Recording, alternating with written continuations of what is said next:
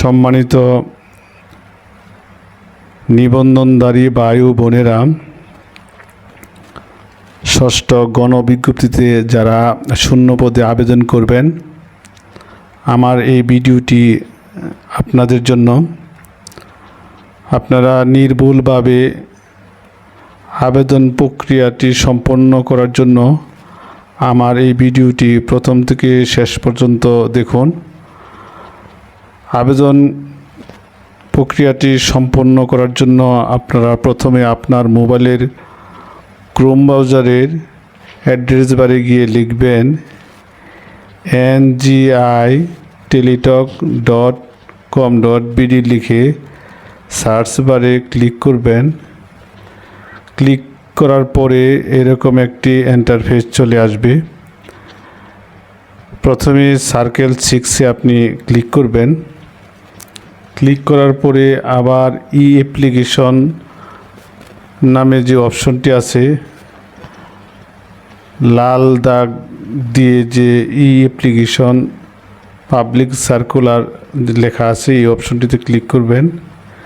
Click করার পরে এখানে আপনাদের জন্য অনেকগুলো নির্দেশিকা দেওয়া আছে, সেটা ভালোভাবে আপনারা পড়বেন। পড়ে বুঝে শুনে আপনার আবেদনটি আপনি করবেন এবং নিচে দিকে আসলে দেখবেন আবেদন ফরম। এই আবেদন ফর্মে ক্লিক করবেন।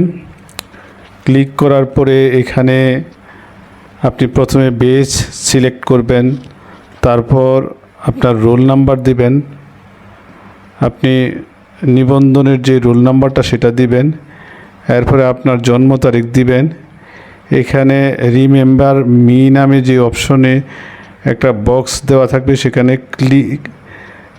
টিক মার্ক দিতে পারেন, আবার নাও দিতে পারেন। যদি মনে করেন যে এটা আমি মনে রাখবো, সবসময় লগ ইনে রাখবো আর দ্বিতীয়বার দেওয়া লাগবে না, তাহলে আপনি যদি নিজে নিজে করেন সেটা টিক মার্ক দিয়ে করতে পারেন।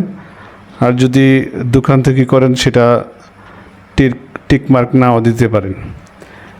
তাহলে আমি ভেরিফিকেশন ক্লিক করলাম। ভেরিফিকেশনে ক্লিক করার পরে এখানে দেখেন আপনার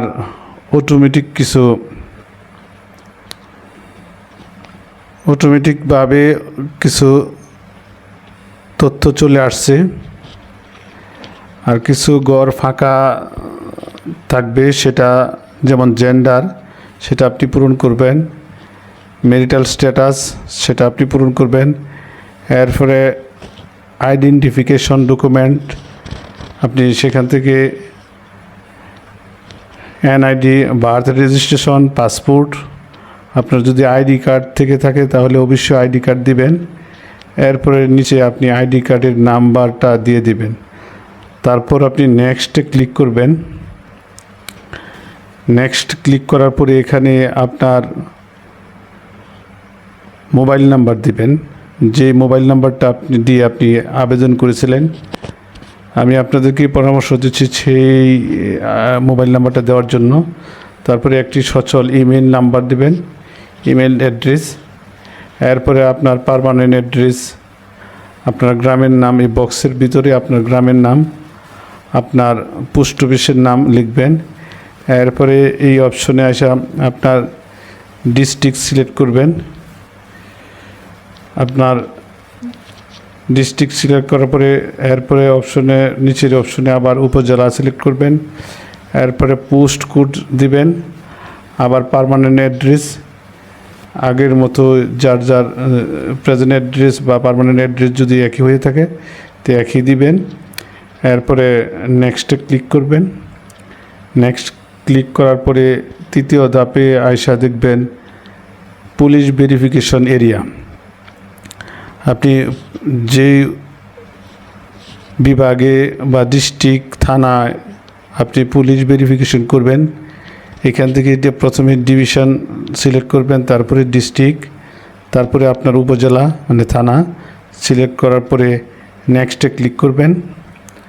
নেক্সট ক্লিক করার পরে এই ধাপে আইসা আপনাদের হয়তো কিছু একটু সমস্যা বুঝতে অসুবিধা হইতে পারে। এখানে অল অথরিটিস একটা অপশন আছে, এখানে এটা ক্লিক করার পরে দেখেন ডিএমই, ডিএমইডিটি, ডিএসএস এরকম আসছে।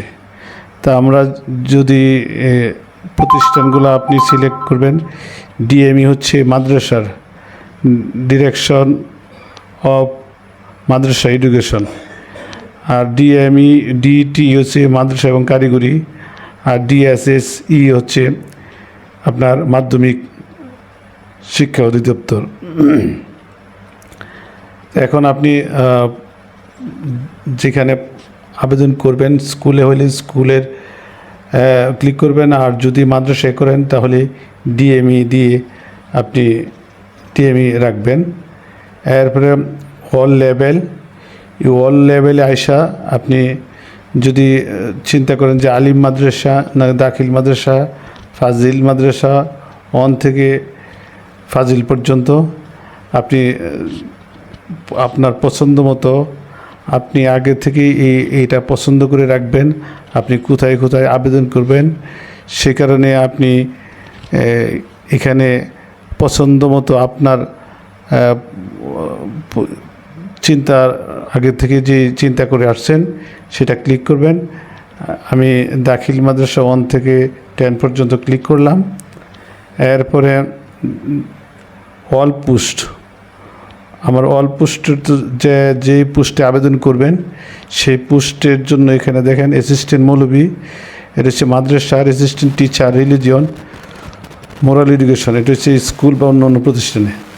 আপনি যদি মাদ্রাসায় হন তাহলে অ্যাসিস্ট্যান্ট মৌলভীতে ক্লিক করবেন, আর যদি স্কুলে বা অন্য জায়গায় হন তাহলে অ্যাসিস্ট্যান্ট টিচার রিলিজিয়ন ওইটাতে ক্লিক করবেন।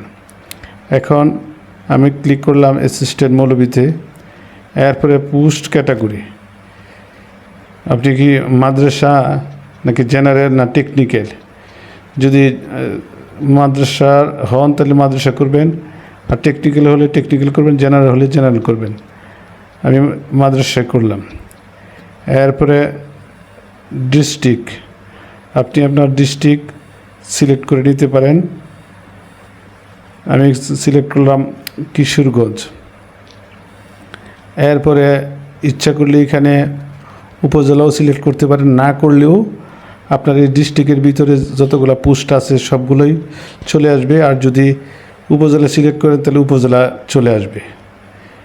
আমি সিলেক্ট করলাম কটিয়াদি। এরপরে এখানে সার্চ বারে ক্লিক করবেন। ক্লিক করার পরে দেখেন এখানে 21টি পদ পাওয়া গিয়েছে দেখাচ্ছে। এখন আপনার এখানে নিচে যতগুলো পদ শূন্য পদ আছে এই উপজেলায় সবগুলো আসবে। অ্যাসিস্ট্যান্ট মৌলভী বালিকা দাখিল মাদ্রাসা, তাহলে আপনি যদি পছন্দ করেন, যেটি পছন্দ করেন সেইটাই আপনি পূর্ব প্রস্তুতি নিয়ে রাখবেন যে কোন মাদ্রাসা আপনি করবেন, আপনি সেই মাদ্রাসাটা খুঁজে বের করবেন। দেখেন আমি করলাম এখানে পূর্বচর পাড়াতলা দাখিল মাদ্রাসা, এটা ক্লিক করলে এখানে ক্লিক করার পরে দেখেন সবুজ দেখাচ্ছে, তাহলে আমার ক্লিক হয়ে গেছে। আমি এই মাদ্রাসায় আরেকটা পোস্ট আছে অ্যাসিস্ট্যান্ট, এটাও ক্লিক করলাম, এটাও সবুজ দেখাচ্ছে। এভাবে আপনি ক্লিক করে করে আপনার সিরিয়াল অনুযায়ী 40টি প্রতিষ্ঠানের তালিকায় আপনি ক্লিক করবেন, 40টা প্রতিষ্ঠানে ক্লিক করবেন এবং পরবর্তীতে নেক্সটে ক্লিক করার পরে আপনার প্রতিষ্ঠানগুলো কোনটার সিরিয়াল কিভাবে এটা দেখাবে। আপনি এইভাবে সুন্দরভাবে প্রতিটা ধাপে ধাপে আপনি